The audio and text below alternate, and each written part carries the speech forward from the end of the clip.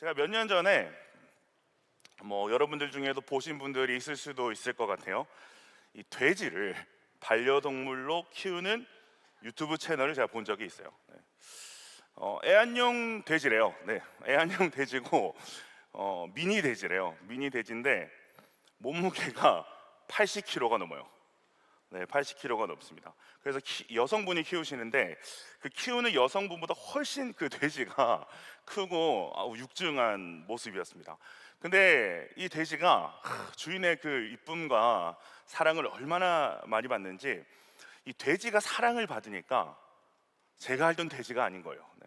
그 존재가 완전 달라지는 것을 제가 보게 됐는데, 전 돼지가 이렇게 똑똑한지 몰랐거든요. 그리고 돼지가 이렇게 애교가 많은지도 몰랐는데, 제가 그 유튜브를 보면서 돼지가 이렇게 애교가 많구나, 돼지를 반려동물로 키울 수 있구나, 돼지가 이렇게 똑똑하구나라는 것을 처음 알게 됐습니다. 돼지뿐만이 아니죠. 저희 집에 비숑이라고 말하기엔 좀 큰 빅숑과 같은 강아지가 한 마리 있어요. 민구라는 반려견이 있는데, 걔도 주인을 잘 만나서 얼마나 편하게 사는지 몰라요. 제가 기회가 되면 사진 한번 보여드리고 싶은데, 저희 집 개를 보면서 한 번씩 얘는 개가 맞나? 사람 아니야? 막 이런 생각이 들 때가 있어요. 그래서 저는 한 번도 개가 배를 까고 자는 걸 본 적이 없는데, 저희 집 개는 저희 집에 데려온 그 순간부터 배를 까고 자요. 사람처럼 누워서 자요. 대자로 누워서 잡니다.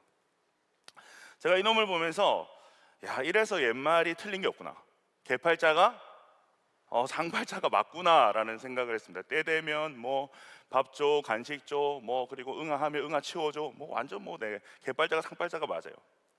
근데 우리 아들이 태어나면서 지금 민구에게 고난이 시작됐어요. 저희 아들이 민구를 너무 좋아해서 막 소리를 지르면서 민구를 쫓아다녀요. 그리고 꼭 민구가 있으면 민구 위에 앉아요. 민구 위에 누워요. 그리고 민구가 막 무서워서 막 식겁을 하면서 막 테이블 밑으로 들어가잖아요. 근데 저희 아기도 이제 두 돌이 안 됐기 때문에 민구가 들어가는 곳에 저희 아들 윤우가 다 들어갈 수 있어요. 끝까지 막 쫓아가는 거야. 쫓아가서 꼬리를 잡고 막 끌어내고 네. 그래서 상팔자에서 한 중팔자 정도로 내려왔습니다. 네. 어제 제가 하고 싶은 말은, 돼지든 개든 좋은 주인을 만나면 이렇게 사랑을 받으면서 행복하게 살 수 있다. 제가 이 말을 드리고 싶은 겁니다. 자, 그런데 여러분, 돼지와 개를 키우는 사람이 이들을 반려동물로 키우지 않고 다른 목적으로 이들을 키웠다라고 생각을 해봅시다. 맞아요, 바로 그 목적이에요. 이제 자, 어떤 목적으로 키웠냐에 따라서, 그리고 어떤 주인을 만났는가에 따라서 반려동물이 식용동물이 될 수 있는 거예요. 너무 잔인해, 그죠? 네. 자, 그런데 여러분, 우리 인생도 그렇다는 거 여러분 알고 계세요? 주인이 누구냐? 무엇을 우리가 따라가고 있는가? 무엇이 우리의 삶을 이끌고 있는가?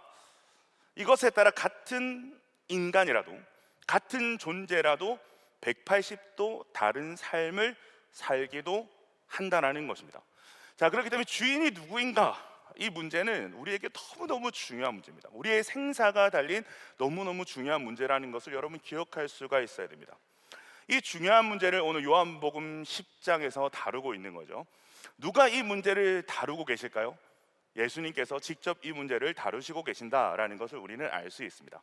자, 1절을 보면, 내가 진실로 진실로 너에게 이르노니 문을 통하여 양의 우리에 들어가지 아니하고 다른 데로 넘어가는 자는 절도며 강도요. 자, 1절 초반부에 어떤 말씀이 나옵니까? 내가 진실로라는 말씀이 나오죠. 여기서 진실로는 우리가 잘 아는 아멘입니다. 헬라어로 아멘이라는 단어입니다. 이 아멘은 진실로, 그리고 확실히, 참으로, 그리고 어떤 동의, 그리 되게 하옵소서, 그렇습니다라는 의미를 가집니다. 이 아멘이 몇 번 반복되고 있어요? 2번이나 반복이 되고 있는 거죠. 성경에서 반복은 무조건 강조를 의미합니다. 예수님께서 누가 주인인가, 이 문제가 얼마나 중요했으면 지금 진실로 참으로라는 말씀을 이 주제에 앞서서 2번씩이나 반복을 하고 계신다. 이건 정말 절대로 너희가 대충 듣고 넘어가서는 되는 문제가 아니야. 그냥 듣고 넘겨서는 되는 문제가 아니야. 정말 정말 중요한 문제야. 진실로 참으로 이 문제는 중요한 문제야. 그러니까 단디 들어라 라고 예수님께서 말씀을 하고 계신 거예요. 이 문제가 뭐라고요? 예수님께서 말씀하시고 가는 이 주제가 뭐라고요? 너의 주인이 누구냐?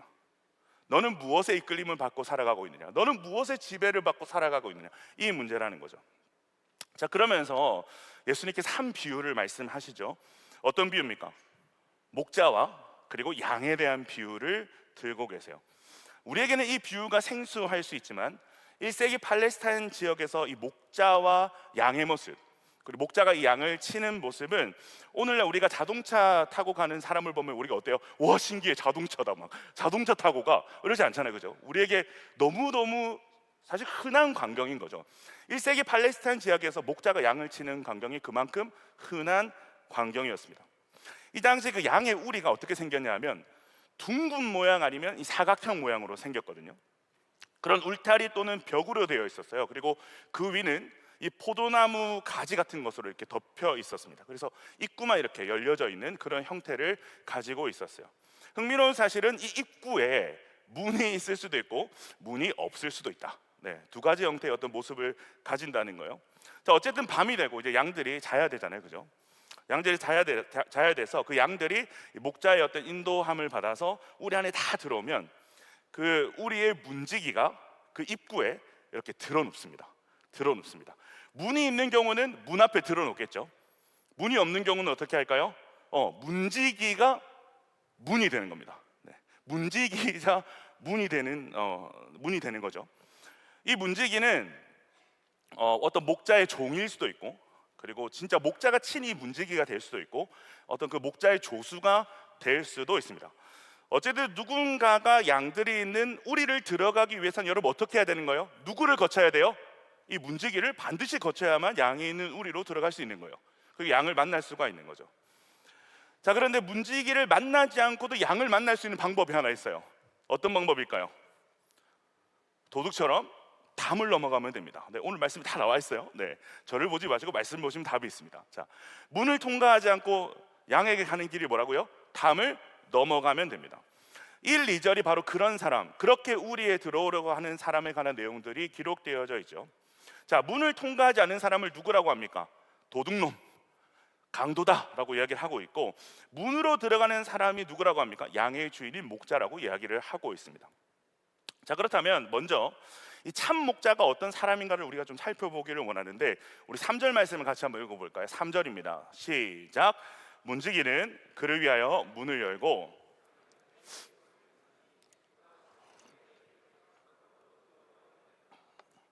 자, 그가 자기 양의 이름을 각각 불러내어 인도하여 내느니라. 자, 우리의 목자가 도착하니까 문지기가 기다리고 있다가 문을 열어줍니다. 그죠? 그리고 목자가 그 양들의 이름을 하나씩 이제 부르기 시작하는 거예요.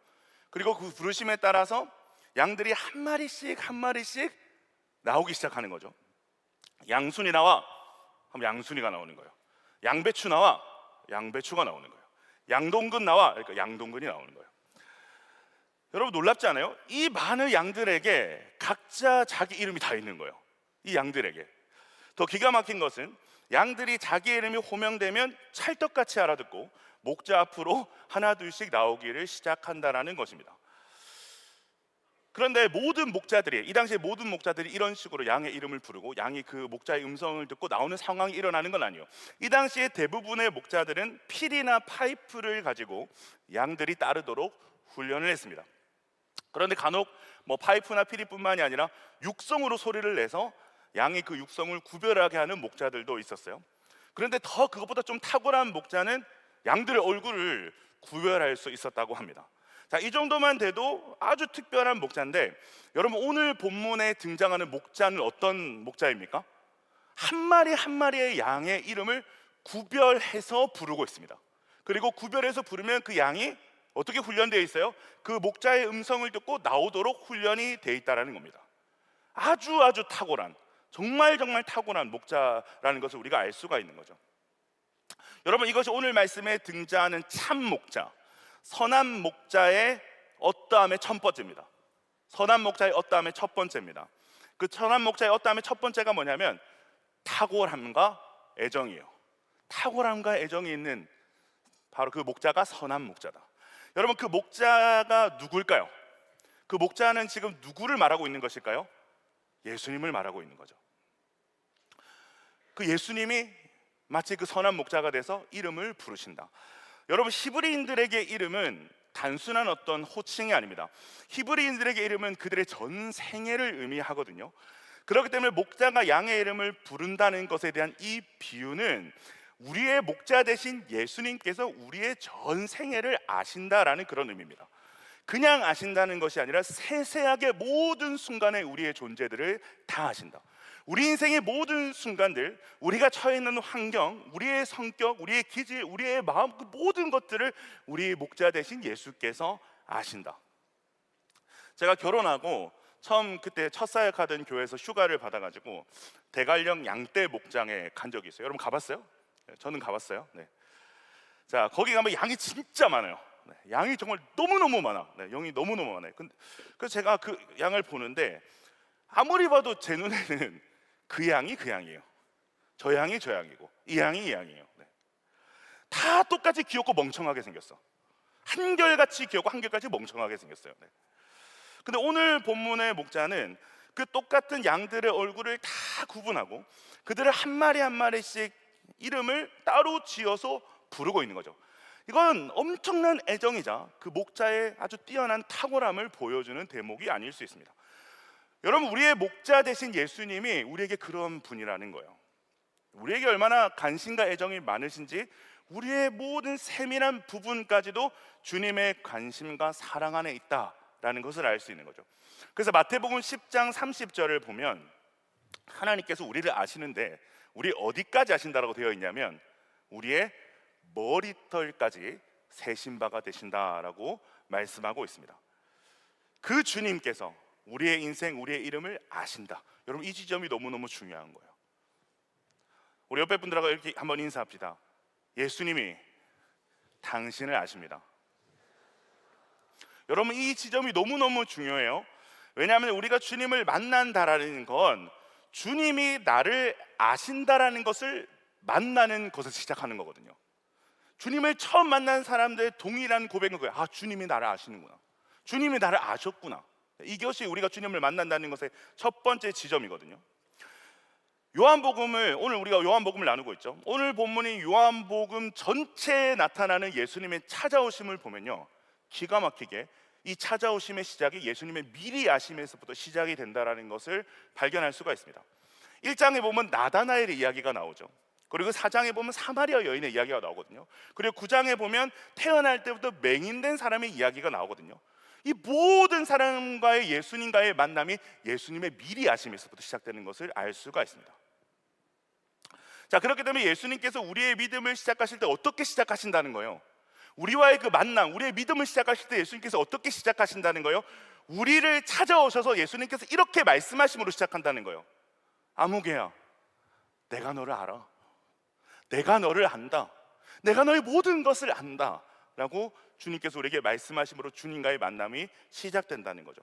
어떤 신학적인 교리나 대단한 어떤 성경적 지식으로 주님께서 우리의 마음을 여시는 것이 아니라 주님이 우리를 찾아오실 때 내가 너를 안다.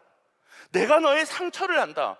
내가 너의 아픔을 안다. 내가 너의 수고를 안다. 내가 너의 모든 그 어두운 지난 날을 안다라는 그 한마디로 우리의 마음을 무장시키시는 일을 주님이 우리를 찾아오셔서 하신다는 것입니다. 제가 예수님을 처음 만난 지점도 바로 그 지점이에요. 제가 다른 분들하고도 많이 이런 이야기를 나눴는데 25기 되건 나중에 자세히 나눌 기회가 있을 거라고 생각해요. 여기 서 있는 저는 보기는 엄청 건강해 보이죠. 덩치도 막 크고, 그죠? 근데 건강도 온전치 못하고 저는 제 지나온 어떤 가정 환경도 온전치 못했어요. 가정이 깨어져 있었어요. 가난했고요. 학교 생활에 어려움도 있었어요. 제가 초등학교를 제가 5군데를 나왔거든요. 방황도 아주 심하게 했어요. 열등감이 너무너무 심했어. 외모부터 모든 환경에 이르기까지 완전 열등감 덩어리.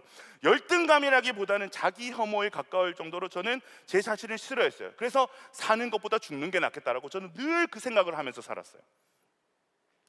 여러분, 자기를 혐오하는 인생이 여러분 정상적인 인생입니까? 정상적인 삶을 살아갈 수 있어요? 살아갈 수 없죠. 그래서 저는 제 자신을 사랑할 줄 몰랐거든요. 혐오는 하고 미워는 했는데 사랑할 줄 몰랐어요. 제가 얼마나 존귀한 존재인지를 저는 그때 몰랐어요. 형편없고 그냥 이 세상에서 사라져야 되는, 그냥 사회 악과 같은 존재가 저의 존재라고 생각했거든요. 그런 저에게 예수님께서 찾아오셔서 뭐라고 말씀하시냐? 백왕아, 내가 너를 안다. 내가 너를 알아. 내가 너를 알아 라고 말씀을 하시는 거죠. 저는 주님을 그날 처음 만났는데, 주님이 나를 다 아신다는 거예요. 주님이 나를 다 아신다는 거예요. 그냥 아는 정도가 아니라 제가 꽁꽁 숨기고 누구한테도 드러내고 싶지 않은 부분까지 세세하게 주님이 다 알고 계신다라고 말씀을 하신다는 거예요. 그러면서 뭐라고 말씀하시냐? 내가 너의 가치를 알아. 네가 얼마나 존귀한 존재를 내가 알아 라고 말씀을 하시더라고요. 그렇게 주님이 제 이름을 다 불러주시는데 이 시적 표현이 딱 맞아요. 그가 내 이름을 불러주었을 때 나는 비로소 꽃이 되었다. 저는 제가 꽃인 줄 몰랐어요. 그런데 주님이 제 이름을 불러주시자 저는 혐오의 대상이 아닌 아름다움의 대상이더라고요. 존귀함의 대상이더라고요. 여러분, 이 지점이 주님을 만나는 지점이에요. 우리의 믿음이 시작되는 지점입니다. 우리의 예배가 시작되는 지점인 거죠. 사랑하는 여러분, 주님께서 여러분의 이름을 아십니다. 여러분의 모든 것을 아십니다. 여러분의 가치를 아십니다. 여러분의 가능성을 아십니다. 여러분의 인생을 아십니다. 우리에게 이 거룩한 체험이 필요한 거죠. 아, 주님이 나를 아시는구나. 주님께서 나의 이름을 아시는구나. 내 존재를 아시는구나. 내 아픔을 아시는구나. 그 주님이 오늘도 내 그 이름을 불러주고 계시는구나. 자, 두 번째로 등장하는 목자의 어떠하심이 뭘까요? 우리 14, 15절을 같이 한번 읽어볼까요? 14, 15절입니다. 시작. 나는 선한 목자라. 나는 내 양을 알고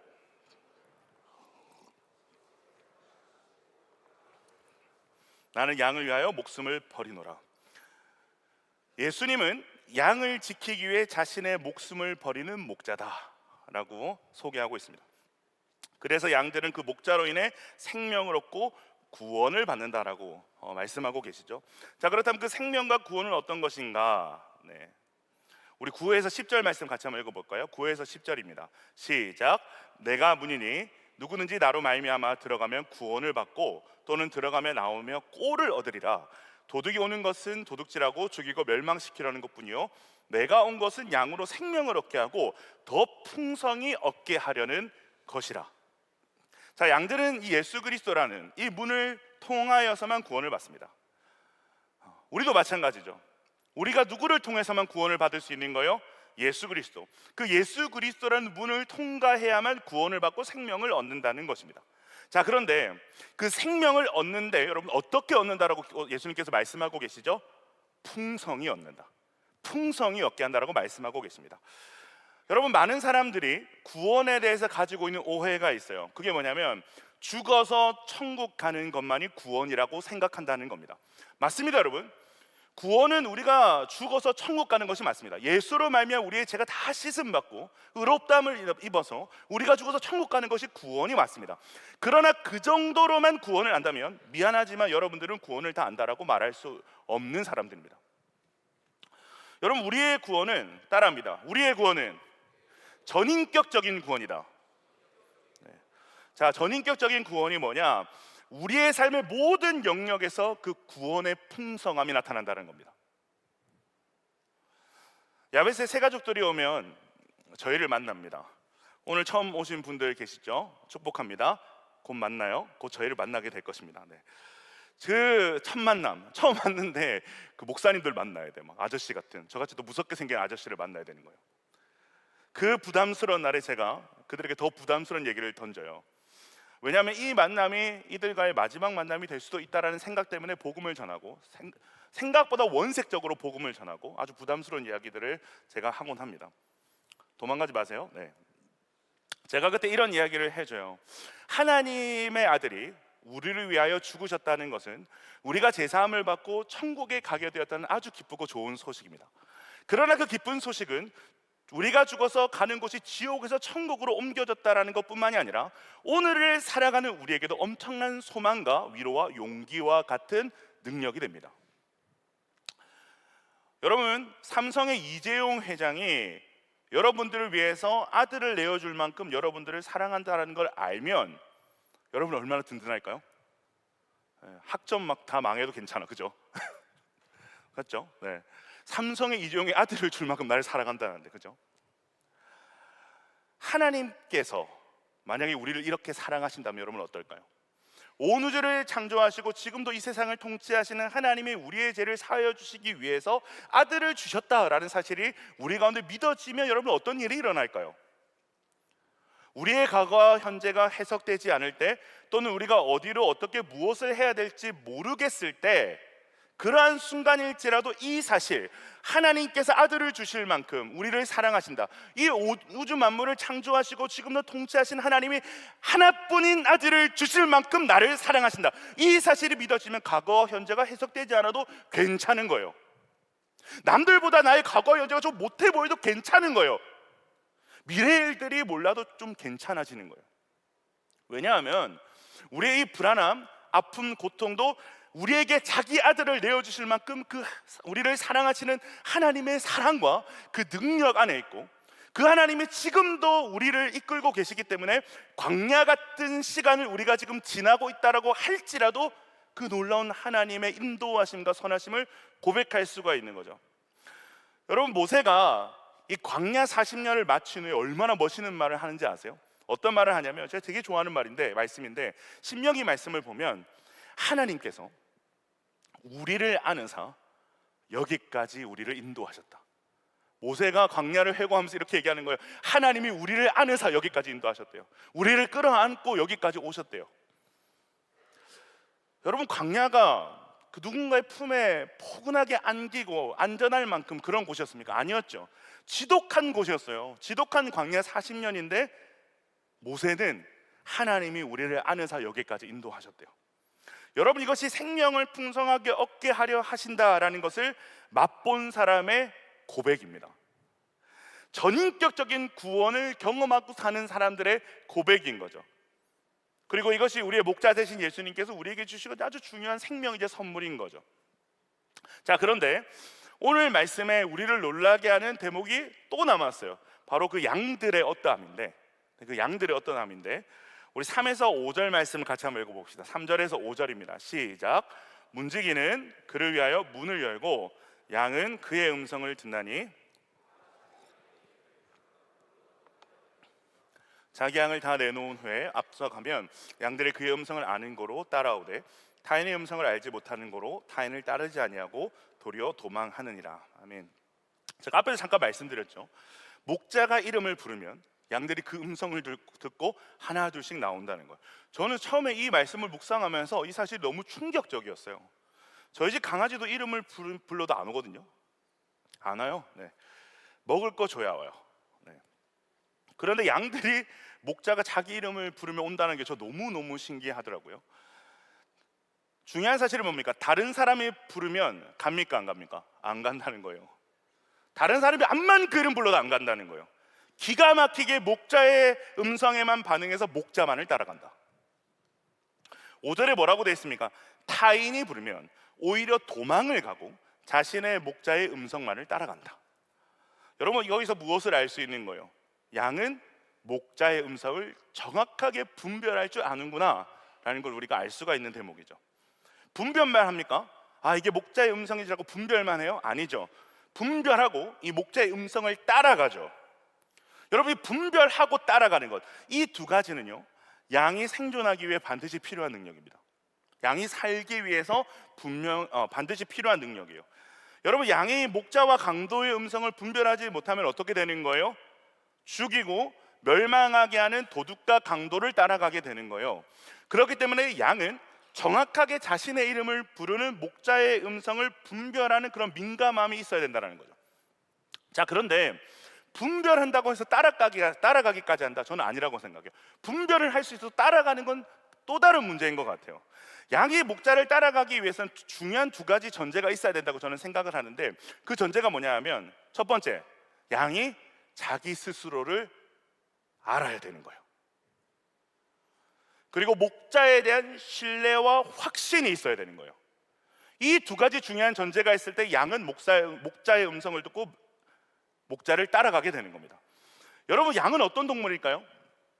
여러분이 양을 상상하면 어떤 이미지가 생각이 나세요? 하얗고, 그죠? 맞죠? 하얗고 뽀송뽀송한 어떤 털을 가진 양. 그런데 여러분, 양이 진짜 하얗고 뽀송뽀송합니까? 양 실제로 보신 분, 본 적 있는 분, 하얀 양 본 적 있어요? 저는 한 번도 본 적 없어요.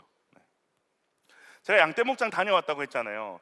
제가 본 양떼목장의 양들 중에 하얗고 뽀송뽀송한 양은 단 한 마리도 없었습니다. 다 회색이야. 다 회색이야. 막 흑색, 이런 회색입니다. 무엇보다 양이 좀 미안한데 좀 더러워. 냄새나. 얼마나 냄새가 심하냐면 대관령 양떼목장에 도착도 안 했는데 양의 그 지린내가 납니다. 진짜 지린 거예요. 지린내가 나는 거예요. 거기다가 양은 멍청해. 자기 눈앞에 있는 풀들만 주구장창 뜯어먹고, 그 풀이 먹으면 살 풀인지 죽을 풀인지도 모르고 뜯어먹어요. 뭐 아무것도 구별 못하는 바보 천치죠. 그리고 식탐이 많아.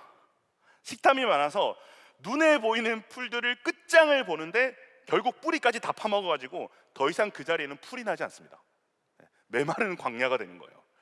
고집도 세요. 양은 자기가 다니는 길만 다녀요. 그래서 그 길이 막 움푹 패일 정도로, 그 움푹 패인 길을 막 넘어지기도 하고 그 길만 다녀요. 그리고 양은 스스로 자기 음식을 못 찾아 먹는 거의 유일한 동물이기도 하고, 자신을 외부에서 방어할 스킬이 전혀 없는 동물이 양입니다. 빨리 달리지도 못해요. 다른 동물과 비교했을 때 비교적 빨리 달리지 못해요. 그리고 넘어지잖아요. 양은 스스로 일어나질 못해요. 누가 일으켜줘야 돼.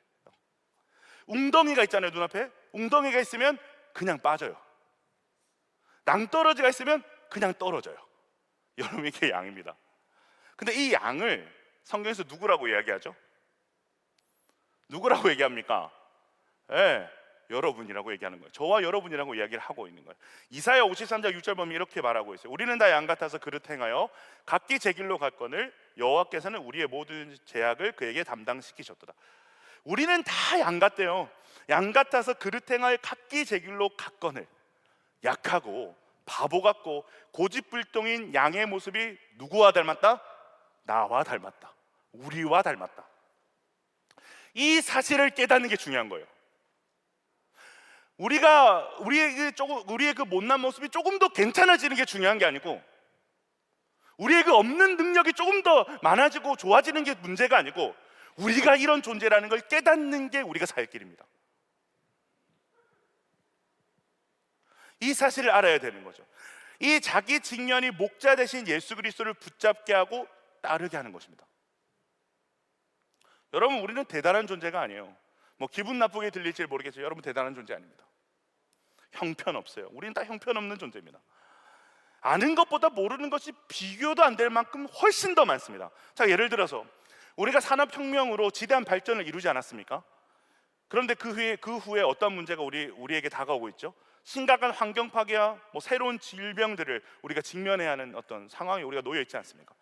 마치 자기 앞에 있는 풀을 뿌리째 뜯어먹어서 굶어 죽는 양과 같은 일을 하고 있는 거예요. 우리는 강하지 않아요. 우리는 약합니다. 무지하고 고집불통입니다. 그래서 각기 제 길로 가다가 죽을 수밖에 없는 존재라고 성경이 우리를 향해서 이야기를 하고 있는 거죠. 이러한 자기 직면이 일어나야 된다는 거예요. 이러한 자기 직면이 일어나면 어떤 결론이 나는 거예요? 나는 내 스스로 살 수 없어. 나는 내 스스로 내 삶을 개척해 나갈 수도 없고 바른 선택을 할 수도 없어. 나에게는 반드시 누가 필요하다? 선한 목자가 필요하다. 나는 선한 목자 없으면 바로 죽을 수밖에 없는, 위험에 놓일 수밖에 없는, 잘못된 선택을 할 수밖에 없는 그러한 존재다. 그래서 나는 선한 목자가 필요하다. 이때 양의 유일한 장점이 드러나는 거예요. 목자를 꽉 붙드는 거죠. 목자의 음성에 막 귀를 기울이는 거죠. 목자만 따라가려고 애를 쓰는 거죠. 목자를 전적으로 의존하고 목자의 음성을 기민하게 분별하고 따라가는 거죠. 왜요? 안 그러면 죽는 걸 알았어요.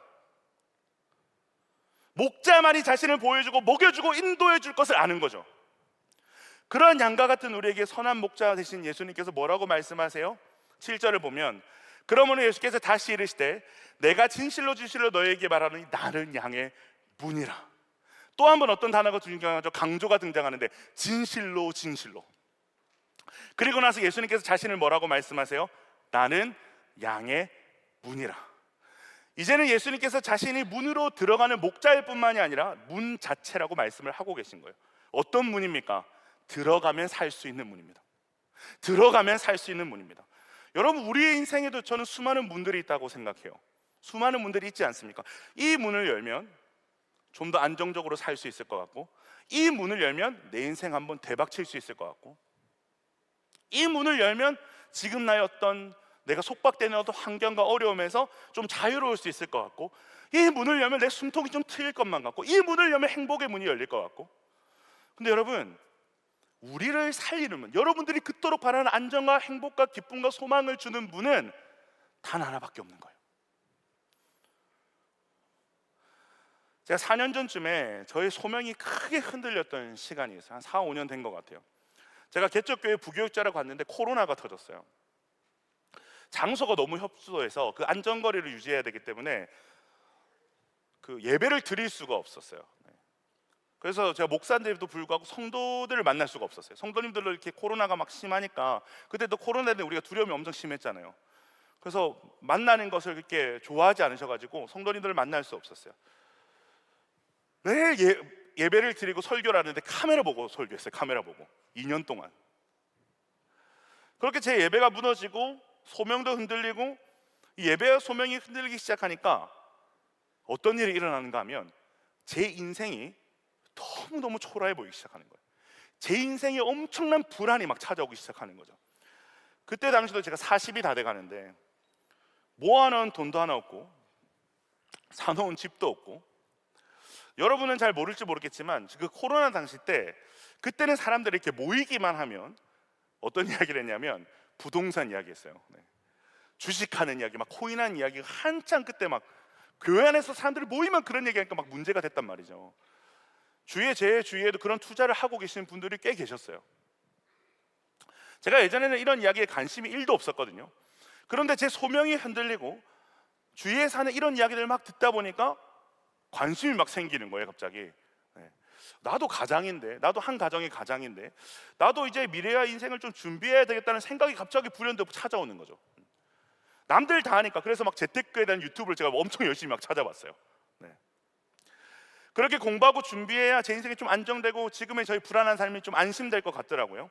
그래서 저도 그 당시에 너도 나도 사는 태땡땡 주식도 사고 그랬어요. 아시게 빨리 팔았어요. 그 주식을 처음 샀는데 제가 얼마나 막 설레는지, 이게 대박만 나면 나도 안정적인 삶을 살 수 있을 거야. 그렇게 제가 그런 문들을 열기 시작했어요. 그런데 제 예상과 다른 일들이 벌어지기 시작하는 거죠. 안정과 돈이라는 문을 열면 열수록 점점 더 제가 조급해지는 거예요. 아침에 일어나고 잠드는 순간 계속 그것만 보는 거예요. 그리고 막 초라해지기 시작하는 거죠. 막상 그 문을 열고 보니까 생각보다 제가 할 수 있는 게 많이 없더라고요. 그 당시 제가 건강도 막 급속히 악화되면서 제가 서울대 병원을 막 다니고 그랬거든요. 그 모든 정황 속에서 제 인생이 너무너무 초라하고 실패한 인생 같다는 생각을 제가 했어요. 그래서 좀 월세라도 좀 줄여봐야겠다, 좀 지출이라 줄여봐야겠다 싶어가지고 제가 월세를 살고 있었는데, 전세라도 얻어서 좀 지출을 줄이기 위한 전략을 짜고 제가 은행에 갔어요. 그 당시 뭐 신혼부부 전세자금 대출 이런 거 하면 이율이 되게 작거든요, 여러분. 근데 남들 다 되는 신혼부부 대출이 저한테는 안 된다는 거예요. 대출이 안 된대요. 왜요? 그러니까 은행 직원 말이 저는 소득이 잡히지 않는 무소득자래요. 제 1년 소득을 상전해 보니까 1년에 500만 원 버는 사람으로 나오더라고요. 나이 40에. 저는 한 번도 이 경제 활동을 신 적이 없는데 은행에서 평가하는 나는 소득이 잡히지 않아서 대출조차 해줄 수 없는 아주 신용이 없는 사람이더라고요. 야, 남들처럼 좀 재테크 좀 해보려고 했는데 되는 게 없어. 세상이 나를 억까하는 것 같았어요. 그 속상한 마음을 가지고 하나님께 기도하기 시작해서 오랜 시간 기도했어요. 하나님, 이게 뭡니까 이게? 왜 이렇게 저를 초라하게 만드십니까? 근데 하나님께서 그때 어느 날 제 지난 날들을 쫙 이렇게 보게 하시고 떠올리게 하시는데, 제가 주님을 처음 만나서, 제가 26세 주님을 처음 만나서 이 목회자라는 소명을 받고 오로지 그 하나님 나라와 영혼들을 위해서 제 모든 인생을 드리고 온통 그 생각밖에 없었을 때, 너 그때 네 마음 어땠니? 라고 물어보시더라고요. 너 그때 네 마음 어땠니? 라고 물어보시더라고요. 그렇게 그때로 제가 잠시 돌아가서 그때를 곰곰이 떠올려 보는데, 생각해 보니까 제가 그때만큼 평안하고 가슴이 벅차고 설렜던 적이 없더라고요. 진짜 제가 가난한 교육전도사 때 정말 쥐꼬리만큼 작은 사례비를 받으면서도 제가 그 돈으로 아이들 찾아가서 신방했어요. 학교마다 제가 그때 청소년부를 담당했는데 방학에서 내려오면 그 제가 받는 사례비의 거의 대부분을 아이들 신방하고 찾아간 데 썼어요. 전도하고 막 제가 우리 청소년 애들은 우리 여기 이호기들도 있지만 되게 목사님 말씀에 순종을 잘해요. 야, 친구들 다 데리고 나와. 다 데리고 나. 내가 맛있는 거 사줄게. 전도사님이 맛있는 거 사줄게. 그럼 애들 진짜 친구들 데려 나와요. 막 한 명이 막 6명씩 데리고 나와서 고기 뷔페를 가자 그래요. 저 그때 한 달에 70만 원인가 80만 원 받았거든요. 네, 10몇 명씩 막 고기 뷔페 사주고 나면 이제 어떻게 살지 막 이런 막 고민이 들 정도로. 네. 근데 어떻게 그렇게 사맥이고 전도하고 관계 맺고 한 이 친구들이 한 영혼 한 영혼이 교회로 이제 오게 되고 그 영혼이 예수를 만나서 변화되는 과정들을 보면서 제가 그때 얼마나 배가 불렀는지 몰라요. 육신의 배 말고, 지금 내가 불러있는 그 배 말고 마음의 배, 영혼의 배가 불렀다는 거예요. 근데 제가 그 4년 전 그 목사로서 살아갈 그 시기, 제 소명이 흔들렸던 그 시기, 제가 교육전도사 때보다는 훨씬 더 형편이 좋아졌는데 제가 다른 문을 열기 시작하니까 제 마음의 평화는 사라지고 제가 지옥을 살고 있더라고요. 저뿐만이 아니었어요. 그 당시 코로나라서 제가 1대1 신방을 많이 했는데 신방을 하면 할수록 우리 성도님들을 만나면 만날수록 참 지옥을 살고 있는 분들이 많았어요. 특히 청년들을 많이 신방했는데 청년들이 참 지옥을 살고 있더라고요. 근데 그들의 인생이 그들이 정말 죽고 싶다고 말할 만큼 비참했는가? 아니었어요. 좋은 직장 가지고 있었고요, 좋은 능력 가지고 있었고, 먹고 살 만한 가정이었고, 성실하게 미래를 준비하기 충분한 상황이었어요. 신앙도 있었어요. 주님을 위해 살고자 하는 마음도 있었단 말이죠. 그런데 그들의 삶에 감사가 없고 평안도 없고 두려움과 염려와 비교의식이 가득한 거예요. 왜일까요? 주님을 믿는다고 하면서 다른 문을 계속해서 열고 있는 거예요. 저랑 똑같이 주님을 따르겠다 해놓고 계속 다른 문들을 열고 있는 거예요. 부동산, 주식, 비트코인, 주위 사람들이 정신없이 그 문을 두드리고 있으니까 어느샌가 자신도 그 문들을 쉼없이 두드리면서 진짜 우리가 두드려야 되고 진짜 우리가 들어가야 할 그 문과는 멀어지고 있는 거죠. 그분들 왕년에 다 교회나 그리고 대학 선교단체에서 한가닥 하시던 분들이었거든요. 그래서 제가 그분들에게 저희 솔직한 고백을 드리면서 도전했어요. 저도 얼마 전까지 그랬다고. 성도님, 저도 얼마 전까지 그랬어요. 청년을 만나면 나도 얼마 전까지 그랬어. 그런데 주님이 나에게 이렇게 물으시더라고요. 이전에 주만 바라보고 살던 제 삶을 보게 하시더라고요. 그 성도님은 어떠십니까? 라고 물어봤어요. 성도님도 주를 위해 인생을 다 드리겠다고 헌신한 그 순간이 있지 않습니까? 그 찬란했던 순간이 있지 않습니까? 그렇게 결단하며 살아갔을 때 그때 성도님의 마음은 어땠습니까? 제가 그렇게 물어봤어요. 근데 너무나도 놀라운 사실은 마치 다 짜고 친 것만 같이 대답이 다 똑같아. 그때는 너무너무 기쁘고 행복했대요.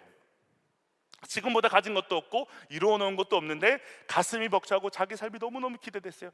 하나님께서 내 삶을 어떻게 사용하실지가 너무너무 기대됐고 자기의 작은 헌신을 통해서 한 영혼 한 영혼 살아나는 그 일들이 자기의 모든 것들을 가진 것만 같은 자기의 그런 만족감과 보람을 줬대요. 그래서 제가 그렇게 얘기했어요. 이제 우리 엉뚱한 문 그만 두드리고 유일한 문이신 예수께로 돌아갑시다. 사랑하는 여러분, 우리는 양입니다. 우리는 양이에요.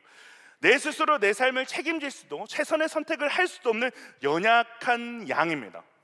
무엇이 최선인지 우리가 알고 선택하고 결정할 수 없습니다.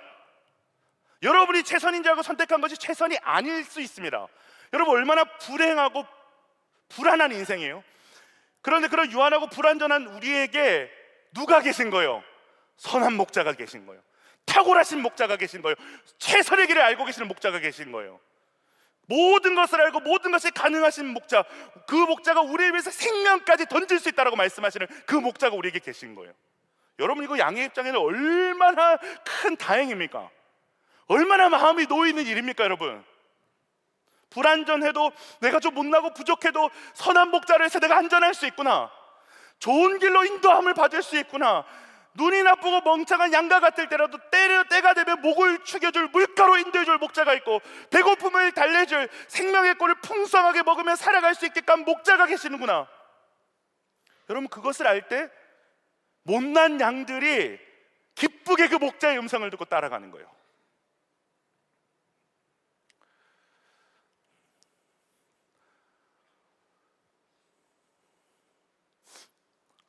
여러분, 양은 진짜 우리랑 똑 닮았어요. 바보 같은데 약하고 눈도 나쁘고 분별력도 없어요. 근데 문제가 뭐예요? 고집까지 세다는 거예요. 고집까지. 고집이 왜 셀까요, 여러분? 이걸 여러분 분명하게 아셔야 됩니다. 첫 번째, 내가 얼마나 연약하고 못난 존재인지를 아직 깨닫지 못했기 때문에 여러분 고집을 부리고 있는 거예요. 내 판단, 내 해석, 내 계획이 얼마나 불완전한 건지를 인지하지 못했기 때문에 끝까지 고집을 부리고 있는 거예요. 나는 이 길로 갈 거야. 나는 이 선택을 할 거야. 이게 내 인생의 최선이야. 제 아들 윤우가 그래요. 이제 2돌도 안 됐거든요. 근데 2돌도 안 되고 이제 걷기 시작하고 막 뛰기 시작하는데 너무 위험한데 손을 잡지 말래. 손 잡으면 막 손 잡지 말래. 혼자 가겠대. 먹으면 안 되는데 먹겠대. 그러니까 안 주면 막 난리가 나요.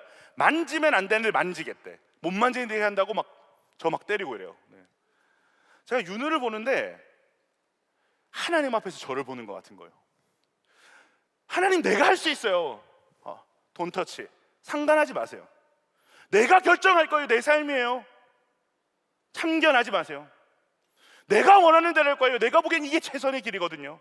하나님, 여기까지 들어오지 마세요.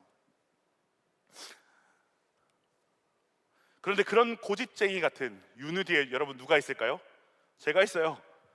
윤우가 항상 제 손을 뿌리치는 순간에도 저의 모든 감각은 윤우에게 곤두서 있어요. 그래서 윤우는 사실 안전한 거예요. 자기의 어떤 어땀 때문에 안전한 것이 아니라 자기의 아버지 때문에 자기 안전한 거죠. 여러분, 우리는 우리의 최선을 모릅니다. 여러분이 최선이라고 정해놓은 거 미안하지만 그 최선이 아닙니다. 이호기들 있죠. 재수생들, 삼수생들 대학 입시 중요하죠. 어떤 대학을 가느냐 중요하죠. 그러나 그것이 여러분의 최선은 아니에요. 지금 여러분이 생각하고 있는 최선이 여러분의 인생의 최선이 아니라고요. 취준생들 축복합니다. 취업 중요하죠. 그래서 너무너무 중요한 문제이기 때문에 더 막막할 수 있어요. 그러나 여러분이 생각하는 그것이 여러분의 최선이 아니에요. 우리의 최선은 우리의 선한 목자 되신 주님이신 줄로 믿습니다. 그렇기 때문에 우리가 주님 안에 있다면 우리의 모든 순간은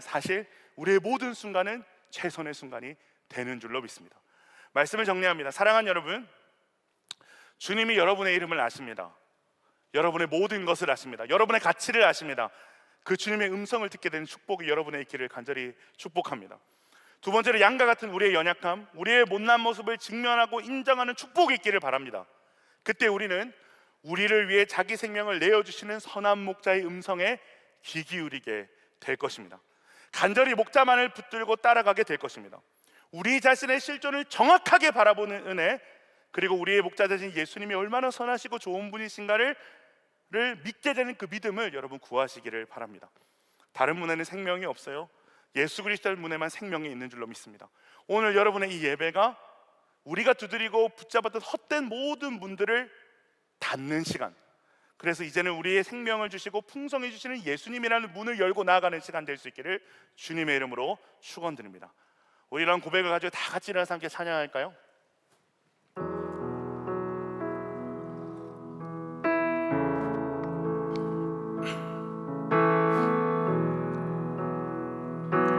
처음 부르는 찬양일 수 있는데 가사를 잘 묵상하면서 함께 고백했으면 좋겠습니다. 내 이름 불러주시고 내 이름 불러주시고 내 삶의 주인 되시는 내 삶의 주인 되시는 내 맘의 노래 되시는 내 맘의 노래 되시는 그신 나의 예수님. 다시 한번 고백합시다. 내 이름 불러주시고 내 이름 불러주시고 내 삶의 주인 되시는 내 삶의 주인 되시는 내 맘의 노래 되시는 내 맘의 노래 되시는 그는 그신 나의 예수님. 삶의 무게가 내 맘을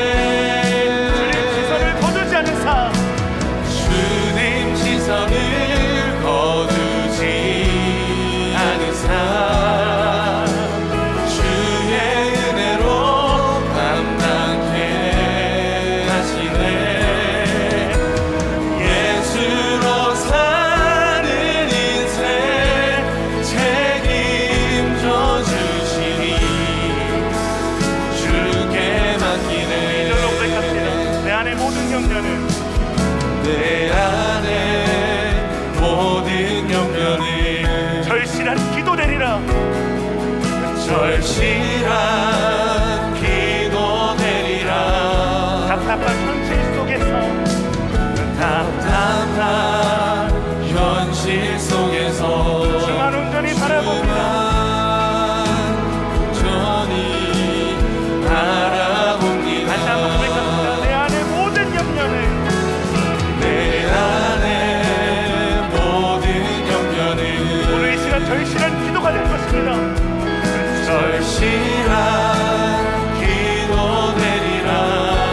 답답한 현실이지만 답답한 현실 속에서 주가 온전히 바라봅니다. 삶의 무게가 내 맘을 누르고 버팀없는 시간을 지날 때 예수만을 지하는 예수만 의지하는 삶 되기 원하는 주분들의 주님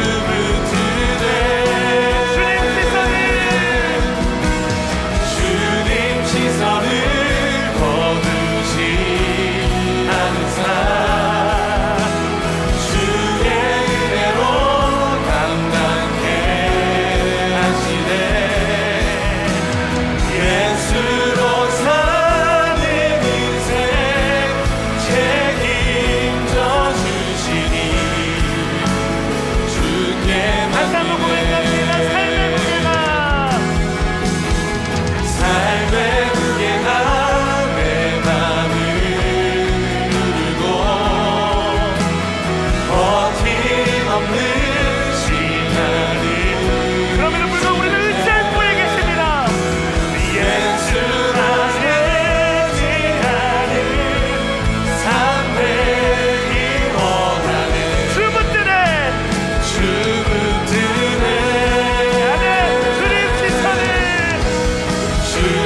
시선을 거두지 않은 삶 주의 은혜로 감당케 하시네.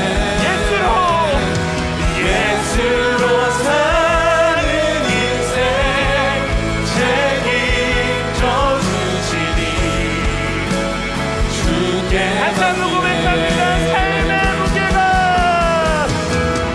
삶의 무게가 내 맘을 버티기 없는 시간이 지날 때에도 버팀없는 시간을 지날 때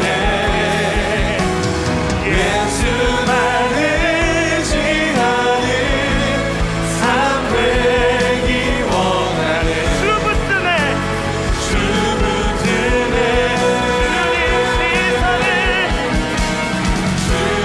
시선을 거두지 않은 여러분 주님의 은혜로 감당하는 것입니다. 주의 은혜로 감당해 우리는 예수로 사는 인생입니다. 예수로 사는 주님이 책임져 주시는 책임져 주시니 주께 맡기네. 아멘. 이제 함께 기도합시다. 먼저 우리 예수님의 그 찾아오심을 놓고 같이 한번 기도했으면 좋겠어요. 여러분, 믿음은 우리가 애를 쓴다고 주어지는 것이 아니라 주님이 찾아오실 때 그 믿음이 시작되는 거예요. 목자가 양의 이름을 하나하나 부르시는 것처럼 주님이 우리를 찾아오셔서 우리의 이름을 부르시고 내가 너를 안다라고 말씀하실 때 우리의 견고한 마음과 영혼의 빗장이 풀어지는 거예요. 내가 네 인생을 알아. 내가 네 아픔을 알아. 내가 네 불안함을 알아. 너의 두려움을 알아. 너의 연약함과 죄악을 알아. 내가 너의 존재의 아름다움을 알아. 이 주님의 찾아오심, 이 주님의 나를 아심이 믿어지기 시작할 때 여러분, 단 한 번도 경험하지 못한 위로가 찾아오는 거예요.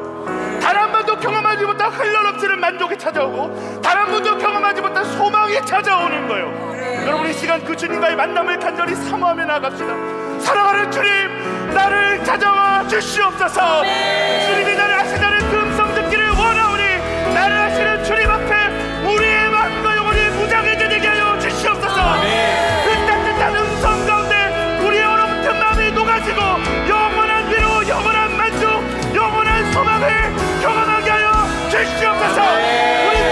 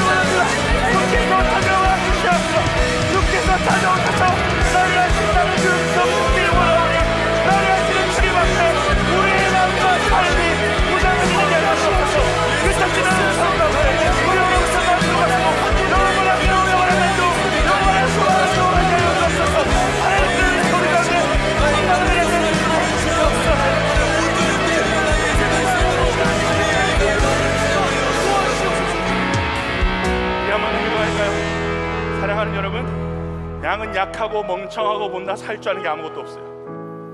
그런데 양이 잘하는 게 하나 있단 말이에요. 양이 잘하는 게 하나 있단 말이에요. 목자의 음성을 기가 막히게 분별하는 것, 그리고 그 목자를 전적으로 신뢰하는 것. 여러분, 왜 양이 그럴 수밖에 없는 겁니까? 양은 자신의 약함을 아는 거예요. 목자가 아니면 안 된다는 걸 아는 거예요.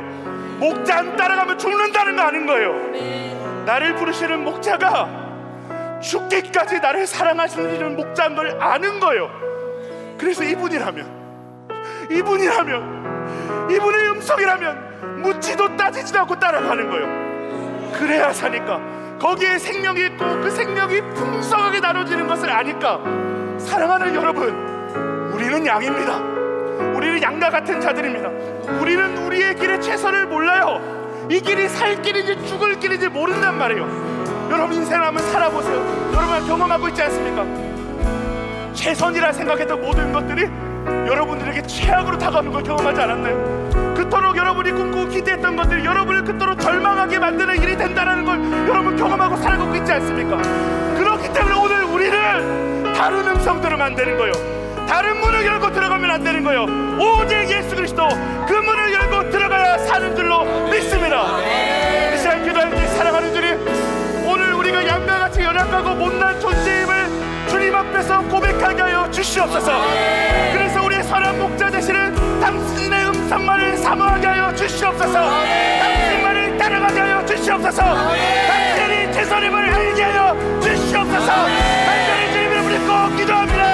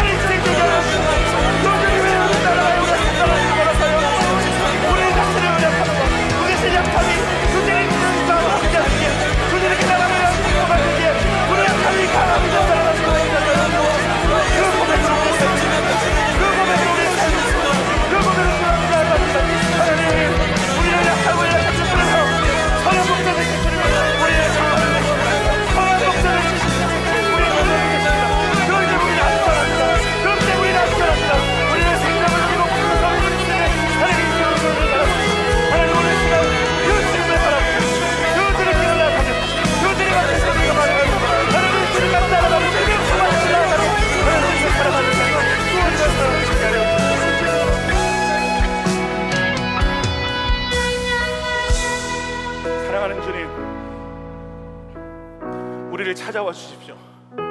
우리가 아무리 열심으로 기도한다고 해서, 주님을 아무리 열심히 찾고 열심으로 우리가 찾는다고 해서 주님을 만날 수 없다는 걸 우리가 압니다. 주님이 우리를 찾아와 주셔야, 주님이 우리를 찾아와 주셔서 우리를 안다라고 말씀해 주실 때 주님 앞에 견고하게 쌓였던 그 불신의 빗장이 열어지는 줄로 믿습니다.